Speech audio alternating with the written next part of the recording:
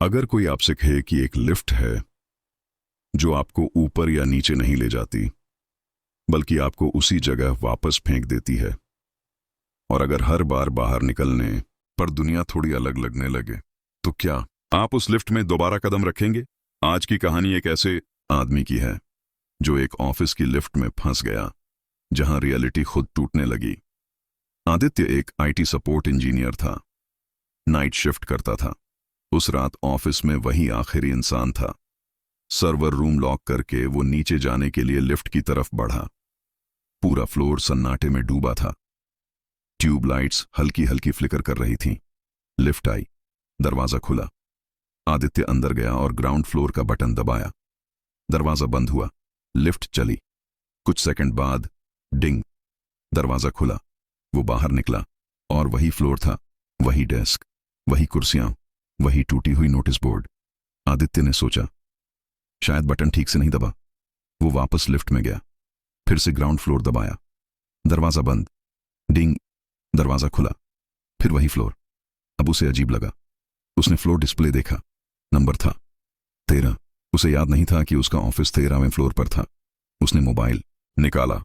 Network कमजोर था। Time दिखा रहा था 2:41 AM। वो फिर लिफ्ट में गया। इस बार ये दबाया। डिंग। फिर वही जगह। अब आदित्य ध्यान से देखने लगा। दीवार पर लगी घड़ी थोड़ी अलग जगह थी। एक कुर्सी गायब थी। नोटिस बोर्ड पर लिखा टेक्स्ट हल्का धुंधला था। उसने शीशे में खुद को देखा। रिफ्लेक्शन उसकी मूवमेंट से आधा सेकंड देर से चल रहा था। उसका दिल तेज धड़कने लगा। उसने हाथ उठाया। रिफ्लेक्शन ने देर से उठाया। मोबाइल नेटवर्क पूरी तरह चला गया। वाईफाई नहीं। बैटरी तेजी से गिर रही थी। लिफ्ट का बटन पैनल बदल गया था। कुछ बटन गायब थे। कुछ नए नंबर दिख रहे थे। 13A, 13, 13O।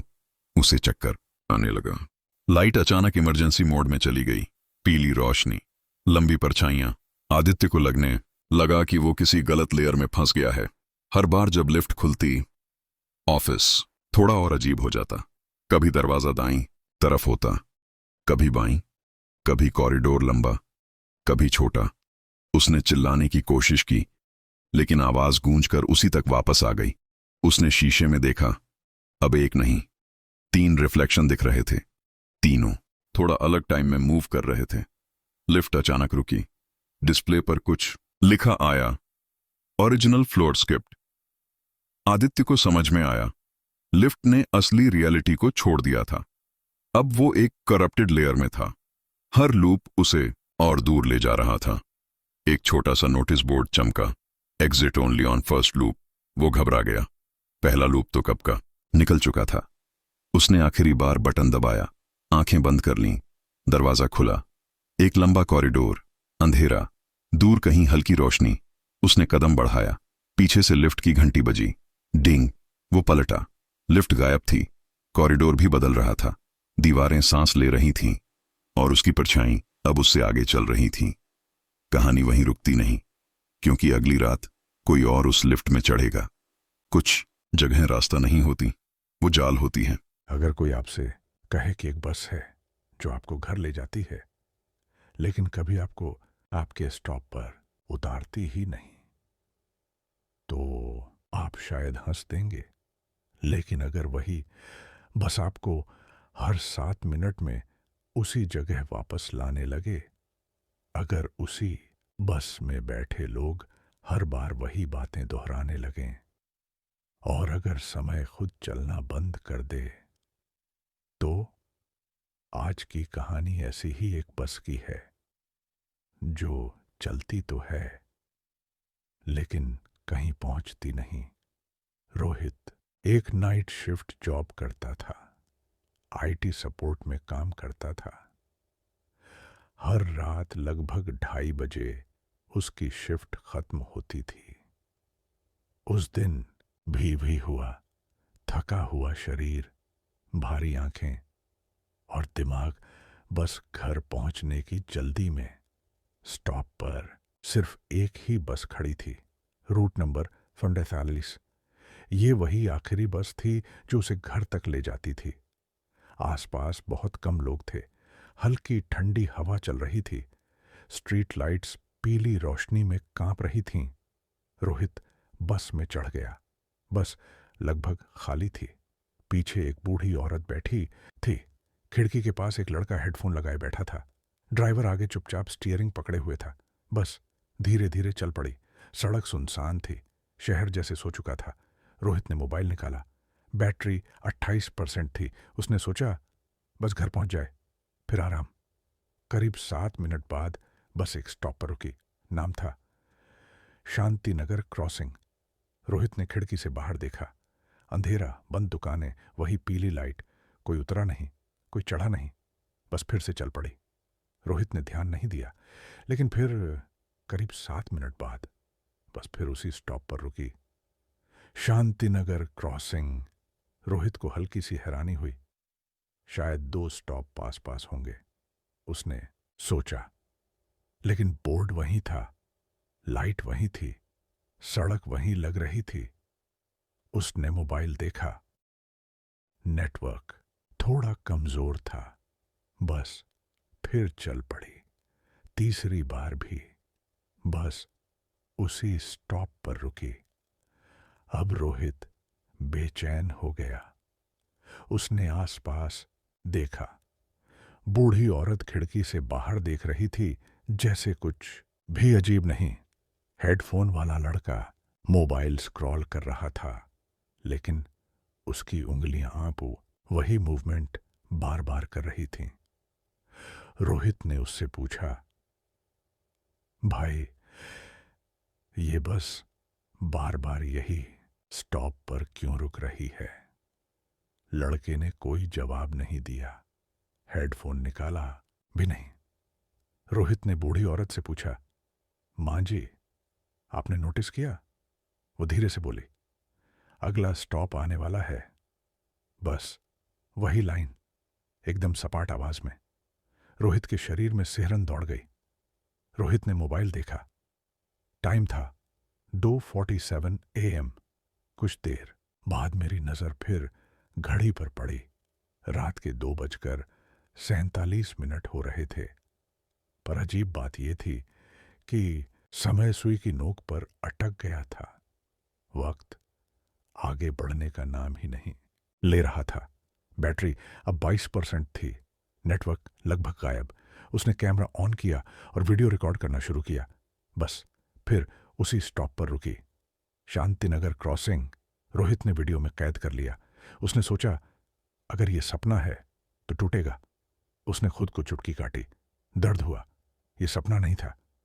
रोहित धीरे धीरे ड्राइवर के पास गया। भाई साहब, ये बस कहीं जा भी रही है या नहीं? ड्राइवर ने पहली बार उसकी तरफ देखा। आंखें थकी हुई, आवाज बहुत धीमी। उसने कहा, आपका स्टॉप निकल चुका है। रोहित चौंक गया। कैसे निकल गया? मैं तो उतरा ही नहीं। ड्राइवर ने फिर वही बात दोहराई, आपका स्टॉप निकल चुका है। बस फिर से वही स्टॉप पर रुकी। अब रोहित का दिमाग जवाब देने लगा। उसे लगने लगा कि वो किसी बंद लूप में फंस गया है। हर चीज दोहराई जा रही थी। आवाजें, लाइट, चेहरे, समय। उसने खिड़की से बाहर देखा। सड़क हल्की सी टेढ़ी लग रही थी, जैसे रियलिटी थोड़ी मुड़ गई हो। उसने फिर मोबाइल देखा। बैटरी 14%। उसे डर लगने लगा कि अगर फोन बंद हो गया तो वो पूरी तरह अकेला रह जाएगा। अचानक बस के अंदर की लाइट हल्की सी डिम हुई। खिड़की में रोहित को अपना रिफ्लेक्शन दिखा, लेकिन रिफ्लेक्शन ने उससे 1 सेकंड देर से मूव किया। रोहित ने हाथ उठाया। रिफ्लेक्शन ने देर से उठाया। उसका दिल जोर से धड़कने लगा। उसने आंखें झपकी। रिफ्लेक्शन ने झपकी नहीं मारी। ड्राइवर ने धीरे से कहा, कुछ लोग अपने स्टॉप से उतर ही नहीं पाते। क्यों? ड्राइवर बोला। क्योंकि वो समझ ही नहीं पाते कि उनका स्टॉप कब आ चुका था। बस फिर से उसी स्टॉप पर रुकी। शांति नगर क्रॉसिंग। रोहित को अचानक याद आया, 1 हफ्ते पहले इसी स्टॉप पर एक एक्सीडेंट हुआ था। एक आदमी बस से उतरते वक्त गिर गया था। अखबार में फोटो भी थी। वो आदमी रोहित ही था। उसने शीशे में देखा। अब उसका रिफ्लेक्शन मुस्कुरा रहा था। बस के दरवाजे अपने आप खुल गए और कहानी वहीं खत्म नहीं होती, क्योंकि अगली रात कोई और उसी बस में बैठेगा। कुछ सफर खत्म नहीं होते, वो बस चलते रहते हैं। कहते हैं इंसान मिट्टी से बना है, और जो मिट्टी इंसान को जन्म देती है, वही मिट्टी अगर उसे वापस मांग ले तो कोई उसे रोक नहीं सकता। बिहार के उत्तर में बसा एक छोटा सा गांव है भालपुर। बाहर से देखने में आम सा गांव, लेकिन भालपुर की मिट्टी सिर्फ खेत नहीं उगाती, वो किस्मत भी गढ़ती है। पहला अध्याय, वह परंपरा। भालपुर में हर बच्चे के जन्म पर एक काम जरूर होता है। गांव का कुम्हार उस बच्चे के नाम की एक मिट्टी की गुड़िया बनाता है। गुड़िया देखने में बिल्कुल मासूम, लेकिन गांव के बड़े कहते हैं गुड़िया और बच्चा एक ही सांस से जुड़े होते हैं। अगर गुड़िया टूटी तो बच्चा बीमार, अगर गुड़िया जली तो बच्चा राख। सालों पहले 1970 में एक अजीब घटना हुई थी। एक ही रात में गांव के सारे बच्चों की गुड़ियां टूट गईं। अगली सुबह भालपुर में एक भी बच्चा जिंदा नहीं बचा। सरकारी फाइलों में इसे बीमारी बताया गया, लेकिन गांव आज भी जानता है वो बीमारी नहीं थी। दूसरा अध्याय, वापसी। कई साल बाद रवि अपनी पत्नी प्रिया और 5 साल के बेटे चिंटू के साथ भालपुर लौटता है। रवि शहर में बड़ा हुआ, गांव की कहानियों पर उसका भरोसा नहीं था। रवि की दादी अब भी उसी पुराने घर में रहती थी। जैसे ही चिंटू ने घर में कदम रखा, दादी ने कहा, इस बच्चे की गुड़िया बनेगी। अगली सुबह कुम्हार आए, गीली मिट्टी, धीमा चाक। लेकिन रवि ने देखा चाक पर मिट्टी नहीं, कुछ लाल सी गीली चीज घूम रही थी। और तभी कहीं दूर बच्चे के रोने की आवाज आई। गुड़िया बन गई। दादी ने उसे घर के मंदिर में रखा और चेतावनी दी, इस गुड़िया को चोट लगी तो बच्चे की सांस रुकेगी। तीसरा अध्याय, पहली रात। रात गहरी थी, चिंटू सो गया। अचानक रवि की नींद खुली। उसे लगा घर में कोई चल रहा है। मंदिर में गया, गुड़िया वहां नहीं थी। घबराकर रवि पूरे घर में ढूंढता, अंत में गुड़िया मिलती है चिंटू के बिस्तर के नीचे, और उसके हाथ में एक छोटी सी असली चाकू। रवि जब गुड़िया उठाता है तो उसे एहसास होता है गुड़िया के पैर कल से थोड़े बड़े हैं। उसी समय चिंटू नींद में बड़बड़ाता है, मम्मी, मिट्टी वाला दोस्त बुला रहा है। प्रिया घबराकर चिंटू के पैर छूती। पैर ठंडे और सख्त, जैसे गीली मिट्टी सूखने लगी। चौथा अध्याय, सच सामने आता है। रवि दादी से मिलता है। दादी चुप रहती है, फिर धीरे से कहती है, माटी कभी खाली नहीं रहती। दादी पुरानी तस्वीरें दिखाती हैं, काले सफेद फोटो। हर फोटो में एक बच्चा और उसके साथ मिट्टी की गुड़िया। एक तस्वीर पर दादी रुकती है। साल 1995। एक पिता ने गुस्से में अपने बच्चे की गुड़िया तोड़ दी। उसी पल बच्चा राख बन गया। रवि को समझ आ जाता है यह खेल नहीं है। 5वां अध्याय, अदला बदली अगली रात। रवि देखता है गुड़िया दीवार पर रेंग रही है। अब उसका चेहरा पूरी तरह चिंटू जैसा है, लेकिन आंखें खाली, काली। उसी समय चिंटू खड़ा भी नहीं हो रहा। उसका शरीर धीरे धीरे मूर्ति बन रहा है। मिट्टी उसकी उंगलियों से झड़ रही है। घड़ी की टिक टिक, मिट्टी गिरने की आवाज और गुड़िया की खिसखिसाहट। छठा अध्याय। बलिदादी आखिरकार सच बताती है। हर गुड़िया को बलि चाहिए। रवि को अपनी उंगली काटकर गुड़िया के मुंह में खून डालना होगा। रवि कांपते हाथों से ऐसा करता है। जैसे ही खून मिट्टी को छूता है, गुड़िया जिंदा हो जाती है और अगले ही पल वो असली चिंटू को धक्का देकर मिट्टी के घड़े में बंद कर देती है। अब घर में जो घूम रहा है वो चिंटू नहीं, वो है माटी का शैतान। सातवां अध्याय। अंत। अगली सुबह रवि और प्रिया चिंटू को लेकर शहर लौट रहे हैं। सब कुछ शांत, लेकिन रास्ते में रवि की नजर कार के पीछे लगे शीशे पर पड़ती है। चिंटू के कान से थोड़ी सी मिट्टी झड़ रही है। रवि शीशे से नजर हटाता है और तभी पीछे से एक धीमी आवाज आती है, पापा, अब मैं यहीं रहूंगा। अंतिम पंक्ति तो दोस्तों, अगली बार जब आप मिट्टी का कोई खिलौना देखें तो जरा ध्यान से देखना, कहीं वो आपको देखकर मुस्कुरा तो नहीं रहा। हेवनवुड कोई मशहूर जगह नहीं थी। एप्लैचियन पहाड़ों के बीच दबा हुआ एक कस्बा, जहां लोग एक दूसरे को नाम से जानते थे और बाहरी दुनिया से ज्यादा मिट्टी पर भरोसा करते थे। यहां समय धीमे चलता था और शायद यही वजह थी कि जब कुछ बदला तो बहुत देर से समझ आया। अंक 1। पहला फूल। ब्लैकवुड माइंस सालों से बंद थी। पुराने लोग कहते थे वहां नीचे मत जाना, पर वजह कोई नहीं बताता था। एक सुबह खनन वाली जमीन के पास एक फूल उगा, अकेला। उसकी पंखुड़ियां हल्की नीली रोशनी छोड़ती थीं, जैसे चांदनी को सोख लिया हो, और उसकी खुशबू ऐसी नहीं थी जिसे सूंघा जाए, वो सीधे दिमाग में जाती थी। उसी रात हेवनवुड के कई लोगों ने एक जैसा सपना देखा। एक खुला मैदान, आकाश में अनजान नक्षत्र और एक आवाज, तुम अकेले नहीं हो।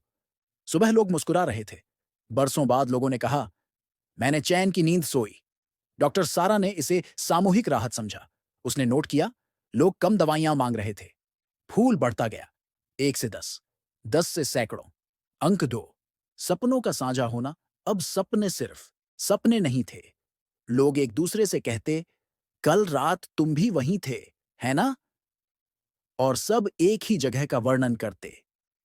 हेवनवुड पहली बार एक साथ सपना देख रहा था, लेकिन कुछ चीजें गलत थीं।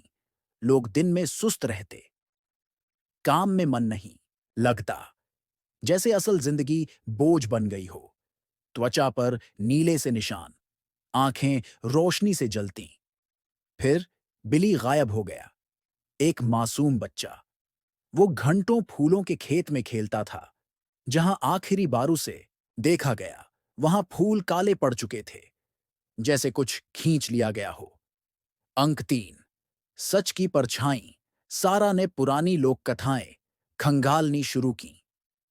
एक नाम बार बार आया, स्टार सीड कहा जाता था। जब तारे गिरते हैं तो हर बार आग नहीं लाते, कुछ जड़ें उगाते हैं। उसी समय रेवरेंड मिलर ने प्रचार शुरू किया, ये फूल ईश्वर की योजना है, हम एक नए स्तर पर जा रहे हैं। उसके प्रवचन में लोग रोते थे, क्योंकि उन्हें पहली बार डर नहीं लग रहा था। अंक 4। वापसी। बिली लौट आया, या जो बचा था। उसका शरीर फूलों से जुड़ा था, हड्डियां जैसे पिघल गई हों। वो बोला नहीं, बस फुसफुसाया, ग्रेट ब्लूम तैयार है। कुछ लोग चीखे, कुछ घुटनों पर बैठ गए और कुछ मुस्कुराए। अंक 5। खान के नीचे डैनियल सारा को ब्लैकवुड माइंस ले गया। वहां दीवारें धड़क रही थीं। जमीन के नीचे एक विशाल जड़ प्रणाली थी, पूरा पहाड़ उससे जुड़ा हुआ, और केंद्र में एक बीज जो सो नहीं रहा था। अंक 6। चुनाव। मिलर ने कहा, हम नष्ट नहीं होंगे, हम बदलेंगे। सारा समझ गई, यह आक्रमण नहीं था, यह विलय था। जड़ तोड़ने का मतलब बीज को जगह देना, न तोड़ने का मतलब पूरे हेवनवुड का एक शरीर बन जाना। एक विस्फोट, अंधेरा, अंत। फूल मुरझा गए। कुछ लोग बचे, लेकिन रात को उन्हें अब भी वही सपने आते हैं, और मिट्टी के नीचे कुछ अब भी याद रखता है कि इंसान कैसे सोचते हैं। अंतिम पंक्ति, हर फूल खुशबू नहीं देता, कुछ चेतावनी होते हैं। कहते हैं कुछ घर भूतियां होते हैं और कुछ घर खतरनाक, लेकिन ये घर इन दोनों से अलग था। ये घर सीखता था। शहर से दूर एक पहाड़ी सड़क के आखिरी मोड़ पर वो घर खड़ा था, ना टूटा हुआ, ना डरावना, बल्कि अजीब तरह से सामान्य। लोग यहां अक्सर आते थे, कुछ जिज्ञासा में, कुछ सस्ते किराए के लालच में, और कुछ सिर्फ इसलिए क्योंकि उन्हें लगा डर जैसी कोई चीज होती ही नहीं। पहला नियम घर में लिखा नहीं था, लेकिन हर कोई अनजाने में उसे मान लेता था। अकेले मत रहो। पहला मेहमान राघव, एक रियल एस्टेट ब्लॉगर, घर की समीक्षा करने आया था। कैमरा ऑन था, आवाज कॉन्फिडेंट। दोस्तों, लोग कहते हैं ये घर खतरनाक है, पर मुझे तो बिल्कुल नॉर्मल लग रहा है। घर ने उसकी बात सुनी। घर हमेशा सुनता है। राघव को बंद जगहों से डर लगता था। उसे ये बात किसी ने नहीं बताई थी, लेकिन घर ने उसके सांस लेने का तरीका देख लिया। पहले दिन कमरे खुले खुले लगे, दूसरे दिन दरवाजे थोड़े पास आने लगे, तीसरे दिन कमरा उसके कंधों को छूने लगा।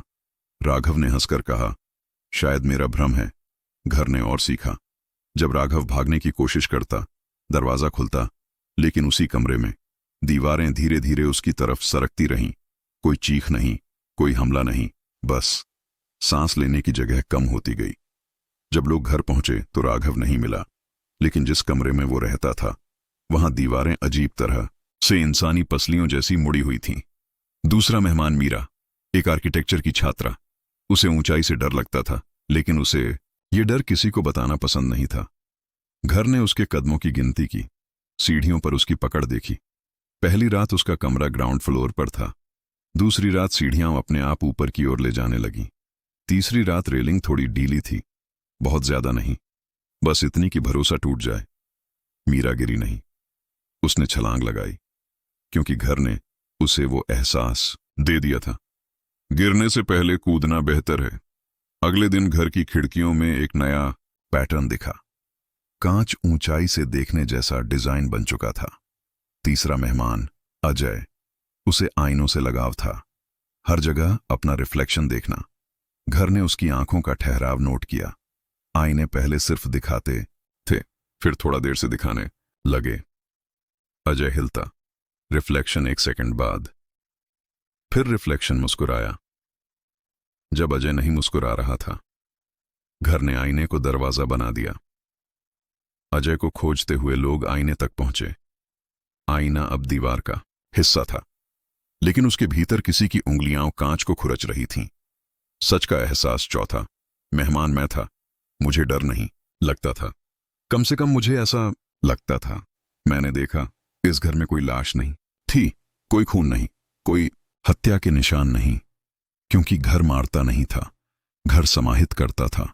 लकड़ी की फर्श, किसी की रीढ़, सीढ़ियों की चरमराहट, किसी की आखिरी सांस, दीवारों की ठंडक, डर की याद। यह घर हर मौत से और बेहतर हो जाता था। घर मुझसे क्या सीखेगा? मैंने खुद से पूछा, मेरा डर क्या है? मुझे अकेलापन डराता था। घर ने मुझे छोड़ा। दिन बीतते गए, कोई हमला नहीं, कोई बदलाव नहीं। मैं राहत महसूस करने लगा। फिर आवाजें आने लगीं। कमरे में लोग, हंसी, बातें। मैं खुश हुआ, लेकिन जब बाहर निकला, कोई नहीं था। घर ने मेरा डर समझ लिया था। मुझे अकेले मारने की जरूरत नहीं थी। मुझे भीड़ का भ्रम देकर अकेला छोड़ देना काफी था। आखिरी दिन मैं दरवाजे तक पहुंचा।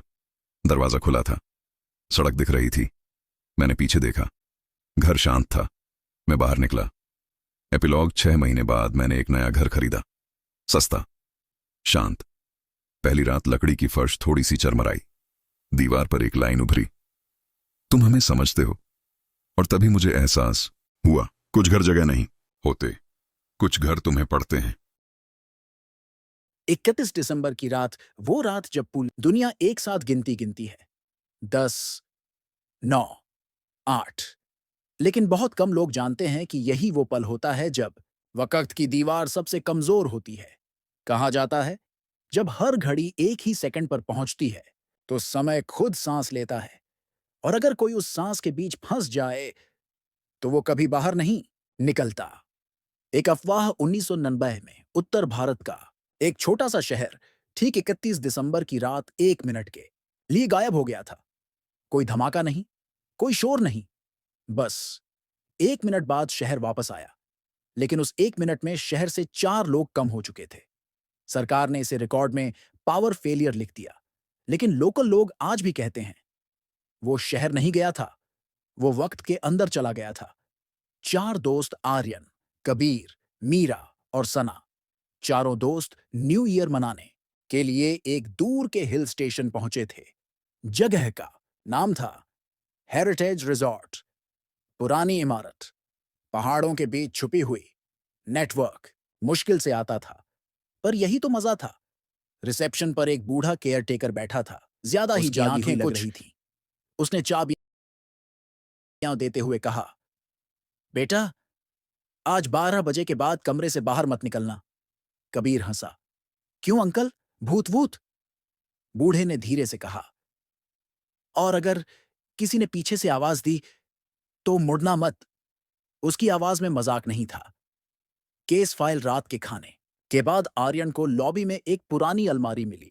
उसमें फाइलें थीं, पीली पड़ चुकी कागजें, हर फाइल पर एक ही तारीख, 31 दिसंबर साल, अलग अलग, 1955, 1965, 1975, 1985, 1950, 2015, हर 10 साल में एक 2005, हर बार एक ही लाइन, व्यक्ति लापता, कोई सबूत नहीं। मीरा बोली, ये सब कोइंसिडेंस होगा। लेकिन सना ने नोटिस किया, हर बार 4 दोस्त आए थे और हर बार रिजॉर्ट की पार्टी शुरू हुई। 11:55 पर माहौल भारी था। अचानक लाइट चली गई, फोन का नेटवर्क और लॉबी की दीवार पर लगी पुरानी घड़ी 0 11:25 पर अटक गई। किसी ने हंसने की कोशिश की, लेकिन घड़ी की टिक टिक बहुत तेज लग रही थी। पहला संकेत, मीरा बाथरूम गई। आईने में वो मुस्कुरा रही थी, लेकिन आईने में दिख रहा चेहरा रो रहा था। मीरा पीछे हटी। आईना अब बिल्कुल सामान्य था। बताया उसने किसी को नहीं। 12 से पहले वो रिजॉर्ट से निकलना चाहते थे, लेकिन जिस दरवाजे से बाहर गए वही दरवाजा उन्हें वापस उसी हॉल में ले आया। हर बार अब घबराहट थी। घड़ी अभी भी 11:55। सच बूढ़ा केयरटेकर अंधेरे से निकला। उसने कहा, वक्त के घेरे में 2000। उसने बताया, हर 100 साल में 31 दिसंबर 4 लोग आते हैं। चारों अपने डर, पछतावे और अधूरे फैसलों के साथ। 12 घड़ी ने 12 बार नहीं, 13 बार घंटी बजाई। आईनों से परछाइयां बाहर आने लगीं। वही चेहरे, लेकिन खाली आंखें। आर्यन ने महसूस किया, उसका रिफ्लेक्शन अब उसकी नकल नहीं कर रहा था, वो खुद हिल रहा था। आईने ने उन्हें खींचना शुरू किया। सना चीखी, कबीर गिर पड़ा, मीरा का हाथ आईने के अंदर चला गया। एक पल के लिए सब रुक गया।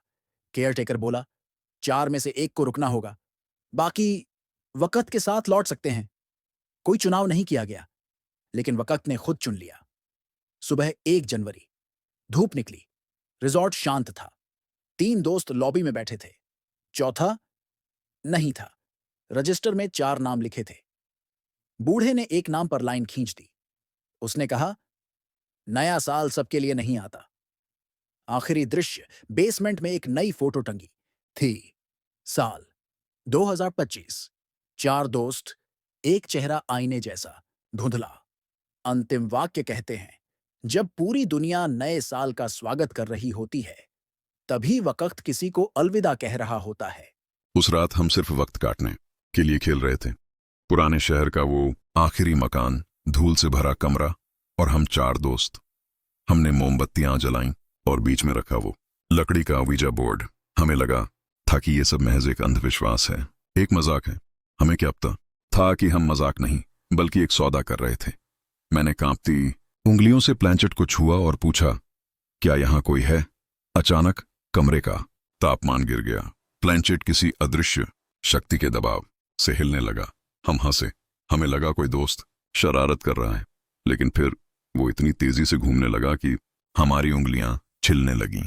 उसने एक नाम लिखा, एक ऐसा नाम जो हम में से किसी ने कभी नहीं सुना था। तभी एक ठंडी लहर ने सारी मोमबत्तियां एक साथ बुझा दी। अंधेरा इतना घना था कि हाथ को हाथ नहीं सूझ रहा था। सब डर के मारे चिल्लाते हुए बाहर भागे, लेकिन मैं वहीं जम गया था।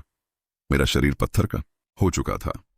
तभी मेरे कान के ठीक पास बर्फ जैसी ठंडी सांसों का एहसास हुआ और एक आवाज आई, ये शरीर अब तुम्हारा नहीं रहा। पहला हफ्ता, बदलाव की शुरुआत। अगली सुबह मैं अपने बिस्तर पर जागा। दोस्तों ने कहा कि मैं डर के मारे बेहोश हो गया था। काश वो सच होता। पहले हफ्ते सब सामान्य लगा, बस मेरी भूख बदल गई थी।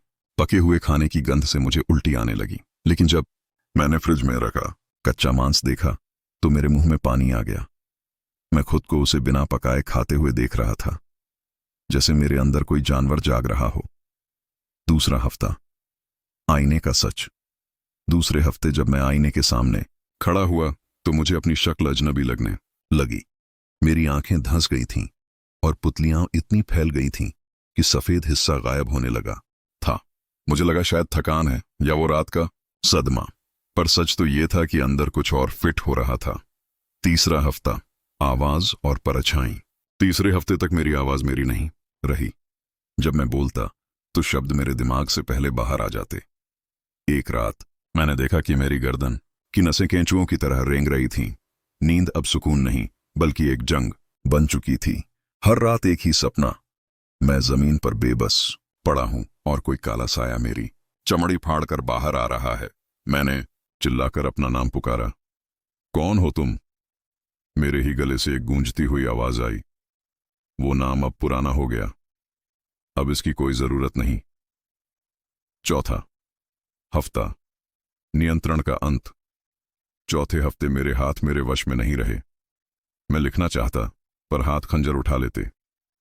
मैंने खुद को चोट पहुंचाकर इस चीज को बाहर निकालने की कोशिश की, लेकिन मुझे दर्द नहीं हुआ। मेरा शरीर जोर जोर से हंसने लगा। आईने में अब मुझे अपनी परछाई के साथ एक और आकृति दिखने लगी थी। वो तब भी हिलती जब मैं स्थिर खड़ा होता। उसने फुसफुसाते हुए कहा, मैं कोई परजीवी पैरासाइट नहीं हूं, मैं इस वंश का असली वारिस हूं। तभी मुझे वीजा बोर्ड का वो आखिरी सवाल याद आया जो हमने मजाक में पूछा था, तुम क्या चाहते हो? और जवाब मिला था, जगह, स्पेस। अंतिम चरण, पूर्ण आत्मसमर्पण। 5वें हफ्ते तक मेरी त्वचा बर्फ की तरह ठंडी और पीली पड़ गई। हड्डियों के बीच खिंचाव ऐसा था जैसे कोई उन्हें दोबारा जोड़ रहा हो। लोग कहते थे कि मैं बदल गया हूं, पर उन्हें क्या पता था कि असल में मैं धीरे धीरे मिट रहा था। मैंने आखिरी बार खुद को वीडियो में रिकॉर्ड करने की कोशिश की ताकि दुनिया को बता सकूं कि मेरे साथ क्या हुआ, लेकिन कैमरे के सामने जैसे ही मैंने मुंह खोला, मेरी आवाज मर चुकी थी। उस चीज ने कैमरे की लेंस में देखा और एक भयानक मुस्कान के साथ कहा, अब से मैं बोलूंगा। आज मेरा शरीर चलता है, दफ्तर जाता है, हंसता है, बात करता है, लेकिन इसके अंदर कोई इंसान नहीं है। बस एक खाली खोल है जिसे कोई और चला रहा है। सबसे डरावनी बात जानते हैं क्या है? मुझे अब डर नहीं लगता, क्योंकि वो मेरे डर से नहीं, मेरी उस रात की सहमति से जिंदा हुआ है। अगर कभी किसी पुरानी मेज पर वीजा बोर्ड देखो और कोई जवाब दे तो भाग जाना। वो तुम्हारे सवालों के जवाब नहीं देना चाहता, वो बस रहने के लिए जगह ढूंढ रहा है, और शायद अगली जगह तुम्हारी हो।